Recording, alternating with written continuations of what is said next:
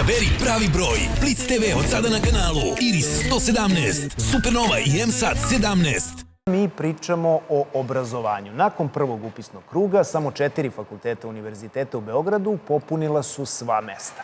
Arhitektonski, elektrotehnički, FON i Fakultet sporta i fizičkog vaspitanja. Psihologija je najpopularniji studijski program sa 4 prijavljena kandidata na jedno mesto. S druge strane, nastavnički fakulteti ostali su prazni. Zašto neki državni fakulteti ostaju bez studenata, dok drugi beleže rekordan broj prijava? Da li je diploma izgubila vrednost ili mladi jednostavno traže brže puteve do uspeha? O tome razgovaramo sa Žaklinom Stojanović, dekanom Ekonomskog fakulteta, i Danimirom Mandićem, dekanom Fakulteta za obrazovanje učitelja i vaspitača Univerziteta u Beogradu.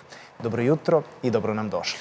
Dobro jutro, bolje vas našao. Evo, zanimljiva je tema i nadam se da ćemo nešto da uspeti da približimo gledalcima šta su eventualno razlozi. Siguran sam da hoćemo. Ajde da počnemo od toga. Evo, u najavi smo rekli da mladi možda žele brže zaposlenje, da te 4 godine studija prave obstrukciju u njihovim planovima za budućnost.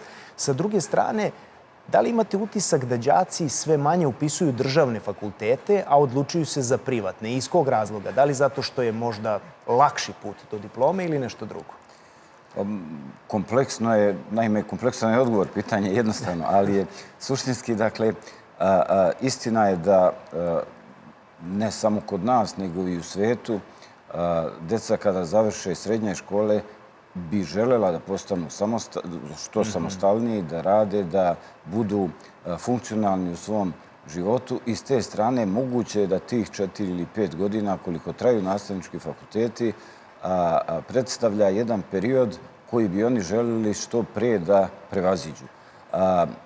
Na ruku im, čak i kod nastavničkih fakulteta, ide to što je manje interesovanje za ove pozive u proteklih 3-4 godine, pa mi već sada imamo pozive i molbe direktora škole da pošaljemo studente sa master studija na zamene. Na master studijima gotovo 99% njih radi i studira, tako da šaljemo i studente sa 4. godine. Dakle, fakultetima, a posebno nastavničkim fakultetima se, pa i svim drugim, pojavljuje jedan novi problem ili izazov, a to je kako da ne smanjimo kompetencije nastavnika budućih, odnosno naših studenata, a da im omogućimo i da rade i da studiraju. Dakle, to je nešto što je u svijetu već i poznat model i nama na ruku svakako ide i ove hibridne tehnologije, odnosno mogućnosti online učenja, mogućnosti dobijanja informacija kroz različite didaktičke resurse, izvore koji su online i naravno nastupajuća veštačka inteligencija koja će moći da pomogne u ovom kognitivnom domenu. Upravo je to tema online predavanja i veštačke inteligencije koje bih voleo da se pozabavim, ali uključio bih prethodno Žaklinu Stojanović, kao što smo već najavili, dekana Ekonomskog fakulteta u Beogradu. Dobro jutro, dobro nam došli, hvala što govorite za Blitz televiziju. Evo, Ekonomski fakultet u Beogradu beleži rekordno interesovanje. 1657 prijava na 990 mesta. Šta mislite da je razlog za to? Dobar dan.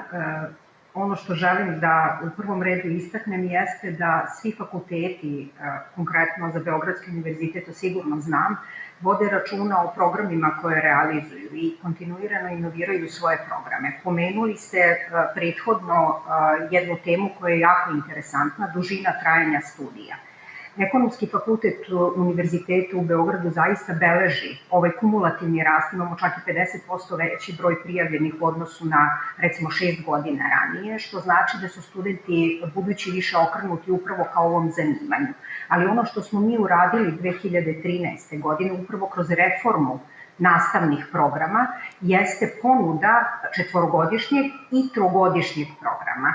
Dakle, moguće je zaposliti se danas i na našem tržištu sa diplomom 3-godišnjom Ekonomskog fakulteta Univerziteta u Beogradu i krenuti sa svojom karijerom. Naravno, većina studenta optira da završi i 4. godinu i kasnije, naravno, da nastavi master studije. Ono što kontinuirano pokušavamo da uradimo, jednako kao i Učiteljski fakultet Univerziteta u Beogradu, jeste da ponudimo prakse tokom studija. naši studenti praktično u 4. godini realizuju praksu, a u pulu kompanija trenutno Ekonomski fakultet sa kojima sarađuje ima ukupno 900 kompanija. Dakle, radi se o kompanijama i privatnim i naravno javnim preduzećima, radi se i u multinacionalnim kompanijama, radi se i u malim i srednjim preduzećima, sasvim je to jednak pristup u smislu obezbeđenja prakse koja se nudi studentima i u 4. godini praktično studenti dolaze već u dodir sa praksom. Iz te vrste aktivnosti oni izlače najviše koristi, a moram da kažem da se veliki broj njih i zaposli upravo kroz samu praksu tokom studija. Kako objašnjavate povećano interesovanje za ekonomiju, pre svega ekonomiju, među mladima, pogotovo, evo, dotakli smo se i teme privatnih fakulteta, kada postoji danas u Beogradu, a i u Srbiji između ostalog, toliko privatnih fakulteta na polju ekonomije? Tako je. Što se tiče Ekonomskog fakulteta Univerziteta u Beogradu, mi kontinuirano radimo na internacionalizaciji. Smatramo da je taj proces izuzetno važan. Ja ću sada pomenuti samo najvažnije saradnje, odnosno najvažnije ugovore koje imamo u ovom trenutku u realizaciji naših programa. Trenutno Ekonomski fakultet Univerziteta u Beogradu nudi jedan program koji je zaista tražen na tržištu, a koji se realizuje zajedno sa Univerzitetom u Londonu, odnosno Londonskom školom ekonomije i političkih nauka. I to je program, dakle, na nivou osnovnih akademskih studija. Realizuje se u oblasti ekonomije i financije i s druge strane biznisa i menadžmenta. Na master nivou takođe nudimo jedan program koji će biti realizovan u jednogodišnjem i dvogodišnjem trajanju zajedno sa Slobodnim univerzitetom iz Berlina. Dakle, ono što mi pokušavamo da uradimo jeste da pokažemo i dokažemo da je ono što se radi na Ekonomskom fakultetu Univerziteta u Beogradu jednako kvalitetu obrazovanja koje mogu dobiti studenti na prestižnim institucijama upravo u polju ekonomije i menadžmenta, odnosno biznisa i menadžmenta. Mi posjedujemo takođe kao jedina institucija ovde u Srbiji prestižnu EFMD, Evropsku programsku akreditaciju i trenutno se nalazimo u procesu institucionalne akreditacije kod Američkog nacionalnog akreditacionog tela u polju menadžmenta i biznisa. Dakle, poruka je ono što nudimo na fakultetu jednako je kvalitetu onoga što dobija student na prestižnim institucijama visokog obrazovanja u polju ekonomije i biznisa u svetu i zaista kao rezultat upravo takvih aktivnosti mi imamo povećano interesovanje za upis na Ekonomski fakultet. Žaklina, zamolit ću vas da ostanete na vezi. Evo, gospodin Mandić je hteo da se nadoveže upravo na ovo što govorite. Pozdravim Žaklinu i svakako da dodam jedan još argument. Dakle, Beogradski univerzitet spada u 3% najuspešnijih univerziteta u svetu prema Šangajskoj listi i mi se trudimo da i nastavne planove i programe i saradnju sa drugim univerzitetima, kod nas postoji konkretno i sa Francuskom, i sa Sjedinjenim državama, i sa kineskim univerzitetima, i sa univerzitetima u skandinavskim državama i naravno u regionu. Dakle, negde naš fakultet je lider u oblasti unapređenja obrazovanja u regionu. Mi imamo, recimo, programe vezane za veštačku inteligenciju i na master i na doktorskim studijama i negde se trudimo da budemo u vrhu u oblasti inovacija u obrazovanju. Dakle, i sam univerzitet beogradski je elitni i naši fakulteti su elitni, pa je i logično da je veće interesovanje. Naravno, naš fakultet je upisao veći broj učitelja nego svi učiteljski, odnosno pedagoški fakulteti u Srbiji, što opet govori i o kvalitetu, uprkos tome što je standard studenta koji studiraju u Beogradu relativno visok, odnosno skupe su stanarine, kirije i tako dalje. To svakako, da. Negde, idući u prilog rešavanju situacije, upravo je dobro da im obezbedimo da mogu i da rade, i da studiraju, i da prevaziđu taj problem vezan za skupe kirije i život u Beogradu, a istovremeno da im omogućimo i da provedu ove najlepše godine života, jer nikad se neće vratiti ovi studentski dani. Znači, negde naš fakultet obezbeđuje jedan mekan, lagan pristup, dobar odnos nastavnika i studenta i spadamo u red od 10% fakulteta koji se najbrže završavaju, jer dajemo studentima mogućnosti što veći broj konsultacija, što više predispitnih obaveza, kontakata i samim tim su oni uspešniji i podstičemo, odnosno podižemo i njihove kompetencije. Načeli ste malo pre jednu vrlo važnu temu, a to je upotreba veštačke inteligencije u obrazovanju i između ostalog i online nastava koja je bila, ajde da kažemo, normativ kada se pojavila 2020. godine u pandemiji koronavirusa.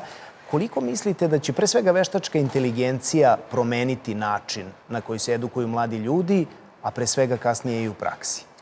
Pa, dakle, ja sam bio i član radne grupe koja je radila strategiju uvođenja veštačke inteligencije do 2030. godine i negde mi imamo najsavremeniji centar za robotiku i veštačku inteligenciju u obrazovanju koji smo radili sa Beijing Normal University i sa nizom američkih univerziteta i ono što zasigurno znamo to je da očekivane su promene pod uticajem veštačke inteligencije u medicini, u dijagnostici, u terapijama i tako dalje. Očekivane su u inženjerstvu, znači automobili, samohodni, različiti uređaji i tako dalje, u ekonomiji također kroz različite kriterijume odlučivanja, ali ono što je posebno značajno, revolucija će se dogoditi upravo u obrazovanju. Znači, mi ćemo morati da promenimo i metode rada i organizaciju rada, a posebno način vrednovanja znanja učenika, gdje ćemo morati da vrednujemo svaki korak koji oni rade, a ne samo konačan rezultat, jer će veštačka inteligencija doprineti i pomoći nam da u onom kognitivnom, saznajnom delu ne mora nastavnik da drži predavačku nastavu. Mi danas imamo decu koji 80% informacija dobijaju preko digitalnih izvora. A šta to znači za radna mesta sutradan, nastavnika, učitelja i profesora? To je još jedna ohrabrujuća ovako vest za naše upravo nastavnike, učitelje i vaspitače. Dakle, razvoj karakternih osobina, vaspitni rad, razvoj kritičkog mišljenja, altruizam, dakle, sve ono što predstavlja humane osobine čovjeka sposobnog da postigne one željene kompetencije u svom radnom veku, teško ili gotovo nikako ne može da obezbijedi isključivo robot ili mašina ili veštačka inteligencija. Ajde da čujemo i Žaklinino mišljenje na tu temu. Žaklina, ne znam da li ste ispratili razgovor, ali kako vidite upliv veštačke inteligencije u obrazovanje, formiranje mladih, a kasnije i, pa možda da tako kažemo, uzimanje radnih mesta istima od strane veštačke inteligencije? Da, to je veoma interesantno pitanje. Mi već godinama, COVID nas je naravno više naterao da o tome razmišljamo, ali već godinama unazad pratimo upravo te procese koji će redefinisati potrebe na tržištu rada. Dakle, to je nešto što treba prihvatiti. Tehnološki progres je vodio čovečanstvo napred, pa je u tom smislu i upotreba veštačke inteligencije nama sada kao na dlanu data da je iskoristimo na najbolji mogući način. Naravno, to ne znači odlazak u onu drugu stranu, zloupotrebu veštačke inteligencije. Dakle, mi razmišljamo o tome kako uključiti različite programe koji nam stoje na raspolaganju, pre svega za obradu podataka, i u tom smislu imamo apsolutno razumevanje pre svega mlađih nastavnika na fakultetu, koji su svesni toga da potrebe današnjih studenta se u mnogome razlikuju u odnosu na potrebe, recimo, generacije koja je studirala pre 10 godina, pa možda čak i ranije. Dakle, generacije i njihove karakteristike se jako brzo menjaju, a uloga profesora u procesu obrazovanja će se svoditi u budućnosti upravo na razvijanje kritičkog razmišljanja, usvajanje različitih stavova, a kasnije primjena tih stavova u praksi. Taj deo koji je vezan za kritičko razmišljanje nikada i niko neće moći, barem ne u sadašnjim uslovima, da zameni, imajući u vidu nivo tehnike i tehnologije kojim raspolažemo. Dakle, to podrazumeva i reformu nastavnog procesa na samom fakultetu i mi smo imali nekoliko obuka te vrste za naše nastavnike, upravo da bi se najbolje pripremili za primjenu novih tehnoloških dostignuća u samom nastavnom procesu. Kao što je pomenuo kolega Mandić, to će zahtevati i drugačiji odnos prema načinu ocenjivanja, zahtevaće i drugačiji način postavljanja zahteva ka studentima.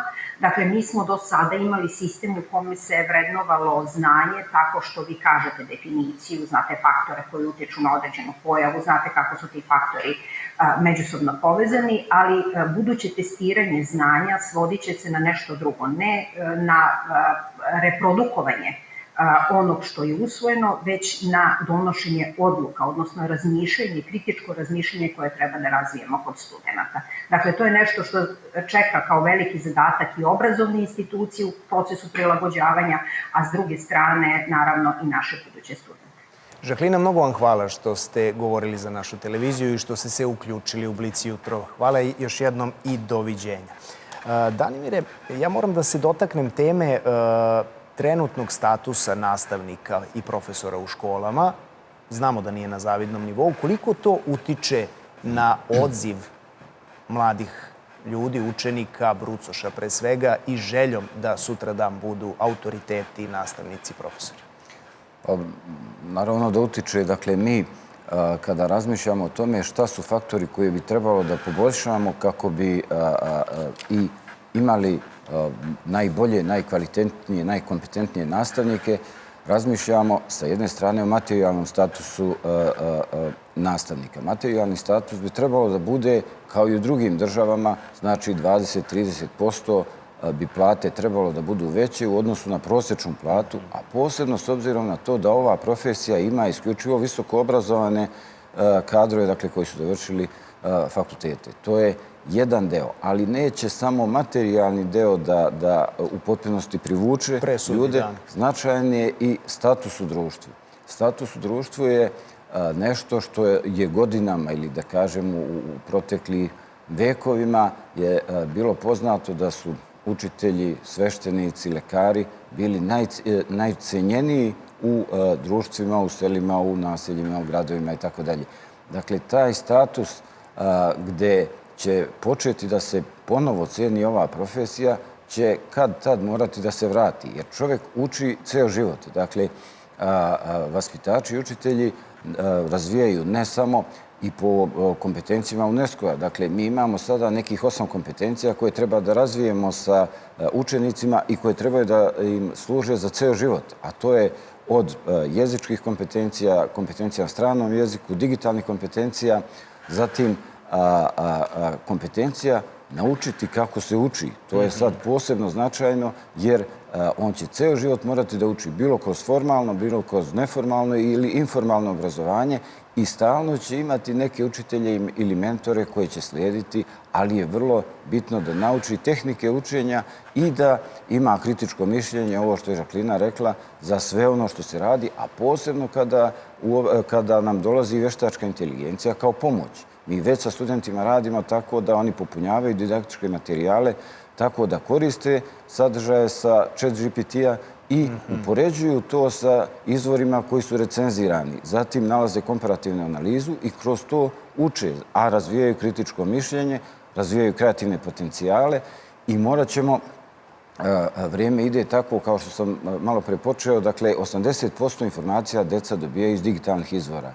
Oni više nisu sposobni da 40 minuta aktivno slušaju predavanja, odnosno gotova znanja koje im nastavnici daju. Znači, sistem će morati da se prilagodi tome. Morat će metode da se promene organizacija rada, jer moramo da aktivno uključimo učenike. Oni će morati da istražuju informacije, da međusobno diskutuju, da nastavnik bude član te grupe koja komunicira i da kroz to prati, meri i vrednuje njihove napredovanje.